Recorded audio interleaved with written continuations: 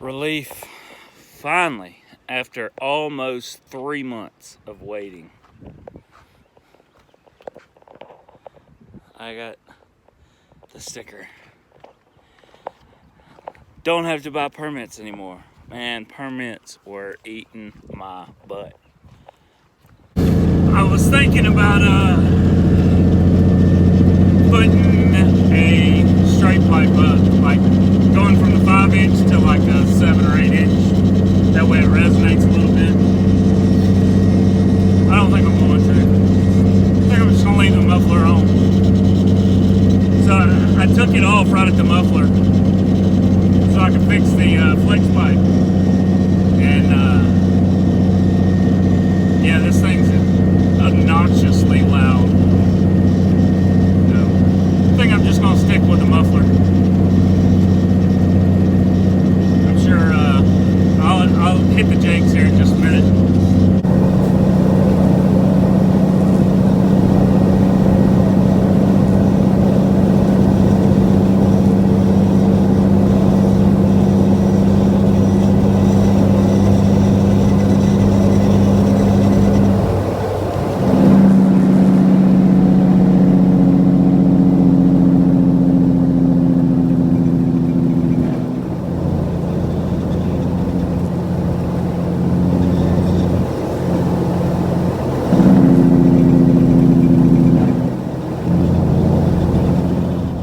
Back to the house, the painter come over, said he was done for the day. They painted my ceiling in the living room kitchen, and he said he was coming back tomorrow to paint. Big old turkey flying across the road.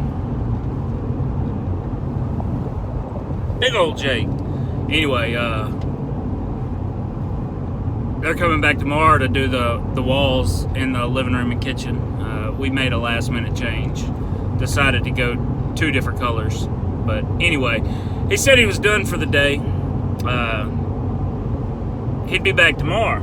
I said, okay, sounds good. I said, hey, got a question for you. Was the truck a little too loud? He just kind of smiled and shook his head, yeah. He was like, dude, I could hear you like out on the main road when you hit the jakes. Like, it was loud. I started laughing. That's the main road's like 3 to 4 miles from my house. Yeah. We will be keeping the muffler on. No straight pipes for me.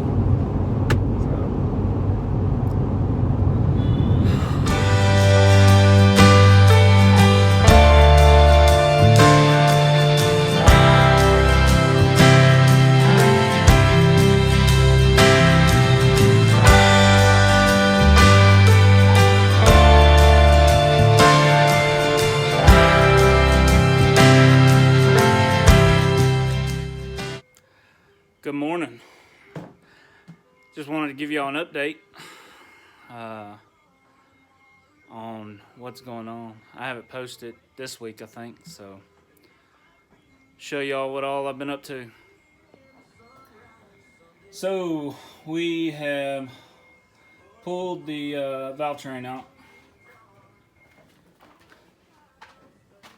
Valve bridges, rocker assembly, push rods, injectors, jakes. It all started to change this gasket. You got to pull all of this stuff. So, got a new rocker box gasket, rocker box spacer gasket, which is this right here, and a new valve cover gasket, rocker box cover gasket, whatever you want to call it. We did run into a few minor issues. Hopefully they're minor. They may turn into major, but all the injectors and everything, they're all good. Cylinders 4, 5, and 6. Rockers are all good. Hardly any wear that I could see. rockers 1, 2, and 3. I had to order some. I had to order intake on cylinder 1, injection rocker on cylinder 2, exhaust on cylinder 2, and intake on cylinder 3. The reason I had to order that is if you look at these right here, I don't know the technical name of them, but they have this little deal that rolls on a ball, and it's held in by these clips. This rides on the valve bridge like this. You can see a little wear. I mean, really, it's not. Really, it's like a color change in the metal, basically. I mean, there's no divot or anything like that in it.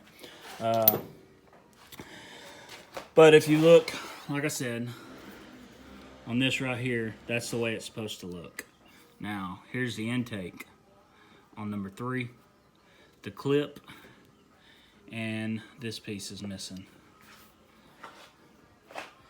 The exhaust on the number 2 cylinder, it's missing one side of the clip and missing this little flat tappet piece. And also the intake on number 1 is also missing that. So I have these 3 ordered. Also, I ordered some push rods. The reason being, the intake on the number 1 cylinder is got some scarring. It rolls true, but I don't like the scarring. So I ordered some new push rods for it, and also ordered some new valve bridges. This is how they should all look, right? You know, a little color change on the metal. These 2 right here have divots in them from where it was wearing.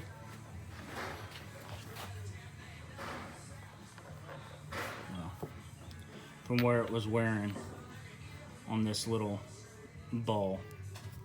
So I got some new valve bridges ordered. And here's what bothers me the most. That is a broken injection push rod, which is what this is right here. The thing is all of my push rods all of my injection push rods are in immaculate shape. Every single one of them, all 6. So obviously this motor has sheared an injection rod in the past. And whoever patched it, that's what I call it, a patch job. They changed the injection push rod, but didn't pull that out. Hopefully I got lucky. This was sitting in a little oil valley, and it was sitting just like that. And I seen the little shiny top part. I was like, what is that? So I got a little magnet and fished it out and found that. You would think you should have heard that in the motor. That's why I'm hoping I got lucky. And like I said, it was sitting down in a little oil valley. Hopefully that's where it landed and that's where it stayed. The guy that had this truck before me, he had put a little over 200,000 on the motor. Never had an issue that I know of. I did have the service records for it, a printout from the shop he used that's got like 6 pages of service records. Never seen anything that alleged to that issue, but I checked the cam lobes, and I'm not seeing any wear on the cam lobes. Obviously I can't see the bearings, and that's where things could go catastrophic if they are messed up. Cam bearings, main bearings is what's going to take you out, or well, one of the things that would take you out. So yeah, like I said, these will be here, the parts will be here Monday. We'll get her put back together and get her back on the road, and hopefully don't have any issues. So you know, it's part of buying a used truck. This is kind of the way I look at it. I'm not completely bummed. I mean, I am a little bit, obviously, because my deal is them little clips that sit on the rocker. You know, are they still in the motor? And if they are, where are they? That would be what I would be worried about. You know, as far as getting into bearings or eating cam lobes or scarring pistons or valves. The only way we'd really know is to pull the head. Pull the oil pan, and inspect everything. I ain't worried about it. So I'll fix what I need to fix, replace what I need to replace, get it put back together, and she's either gonna run great, not give me any issues, or she's gonna give me issues. If she does give me issues, this truck will probably go to salvage, or you know, I'll part out for parts or something.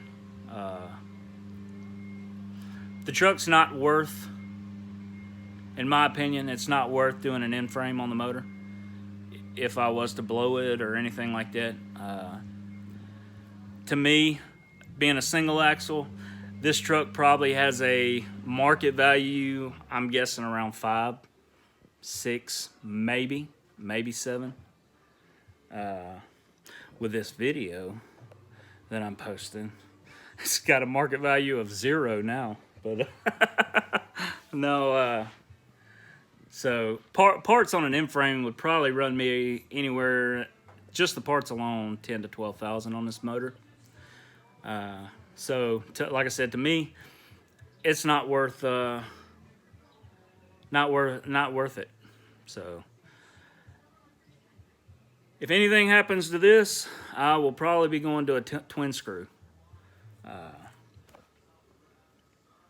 And going from there. Trailer's all good. It's got all new bearings. I went ahead and replaced all the bearings. Light bar's been rewired, just because it's had so many butt connectors over the last 2 years, 2.5 years, from rewiring lights and stuff. So I went ahead and rewired everything, added the other strobe to the light bar. So the trailer's good. Now, the trailer's why I'm not completely bummed out. I feel that trailer, you know, being a 53 step, full hydraulic tilt, 212K axles, 17.5-inch tires. I think they're H rated tires. Either H or J, I'd have to go look again. But tires are still practically brand new on the trailer.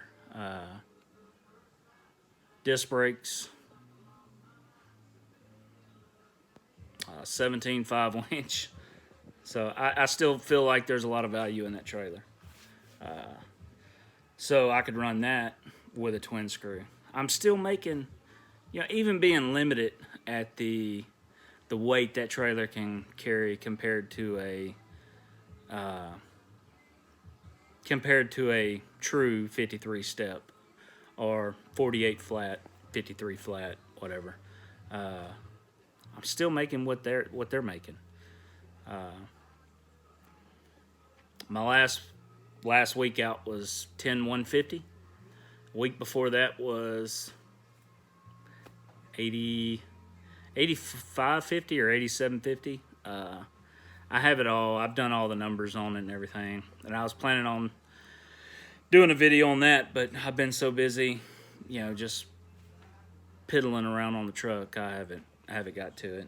I did want to give y'all an update on this, as far as what's going on, what I'm doing, because I know I haven't posted this week. But that's pretty much it. Like I said, parts will be in Monday. We'll get everything put back together.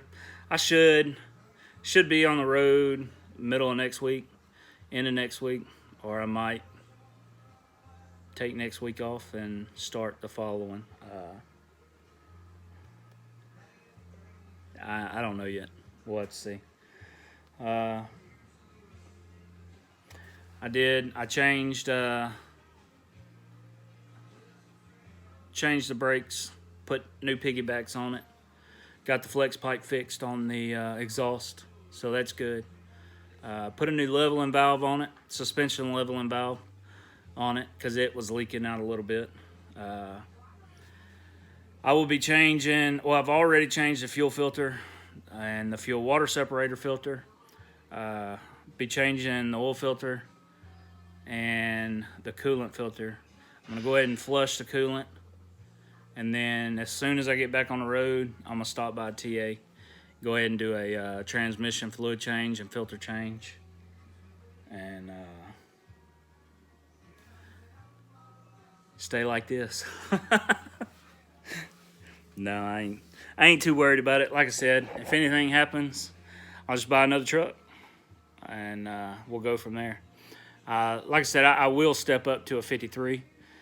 I will step up to a twin screw, up my portion. Go ahead and pay the highway use tax, or the heavy highway use tax, and go from there. I'm not down and out yet, so we will holler at y'all later.